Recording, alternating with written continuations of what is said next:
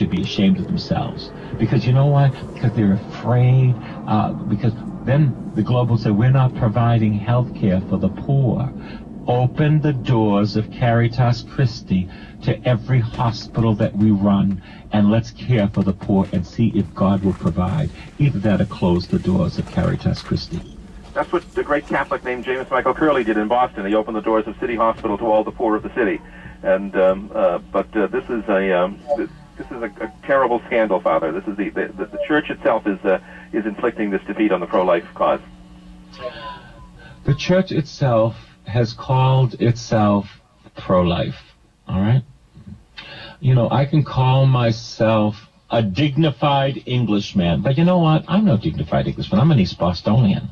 And you know what? I'm proud of it. I am no dignified Englishman. You can call yourself pro-life, but when you take issues like Father Pavone and the pro-life priests cannot come to Boston, even if they don't present these pictures, that's not being pro-life. You can present a 40-day time of penance and prayer that everybody's having, and the cardinal will not do it. That's not pro-life, okay?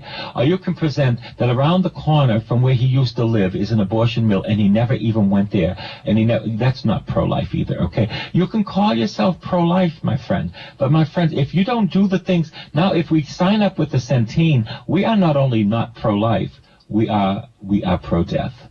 And that's what it is. We are pro-death if we continue to sign with Centene, because now the devil has revealed itself. There will be abortions, because this is you see, they want to screw the church. God forgive me. That's what they want to do. The devil is a fool. He comes out and says we'll have abortions, sterilizations, and we'll also have contraception. Now, church, what are you going to do? Because you're on the spot. Because everybody's looking at you. Because are you going to care for the poor? It'll be a travesty if you don't care for the poor, as that nun said. You never do evil in order to do good. You never do. You know who taught me that? Brian Hare, who cannot be reached. He's another little girl, another 6th grade little girl that in his own little house that he can't be reached. Please, they have no courage. They have no courage. They have no courage. I'm telling you, the church needs prophets today. We don't need any more priests that are namby-pamby that don't do anything. We need, and if I'm going to rave, I'm going to rave, because I'm the only one that's doing this kind of stuff. And if you think I like it, I hate it. I hate doing this kind of stuff. I want to tell you, I hate it. This stinks that I have to reprimand my own church. That this is the church that gave me birth. This is the church where I received faith. This makes me sick. It's like my mother has abandoned me. Go ahead, CJ. No, one of the 4 sins that crieth out to heaven for vengeance in Catholic tradition, of course, is the willful murder of the innocent. And here the Archdiocese in a Catholic hospital system is becoming a cooperator, a participant in the willful murder of the innocent on a genocidal scale. You know, Father, there's also the issue here of what happens to the consciences of Catholic doctors and Catholic nurses and Catholic medical administrators and receptionists and everyone else who works in these hospitals. What happens if a Catholic doctor doesn't want to inform a woman, quote-unquote, of her options, of her reproductive options, doesn't want to make a referral, doesn't want to arrange transportation or to call Centene or whatever it is they have to do? We're talking about conscience clauses in secular society for pro-life doctors and nurses. We're going to need a conscience clause for the Catholic doctors in a Catholic hospital. This will drive Catholics out of the medical profession in Massachusetts. And since Boston is the great center of all the country's teaching hospitals, it will have a terribly adverse impact on faithful Catholics in the medical profession nationwide and worldwide. This is a devastating blow to Catholic medical ethics on top of everything else.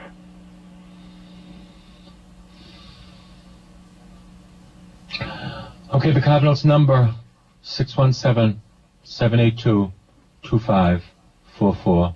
And we tell them we cannot be in line with Centene that will do abortions, sterilization, and contraception. It's in the paper now. It's in the paper. This is what they will do. We cannot join. We have to abrogate. We have to cancel that agreement. That agreement needs to be canceled. Everybody who has called the Cardinal now needs to call him again.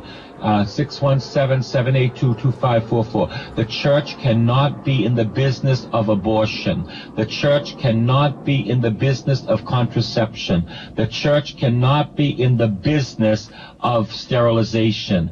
The church cannot be in the business of embryonic stem cell research. We cannot be in this business. 617-782-2544. And you know what? The church needs to take the heat. And they need to open the doors for the poor.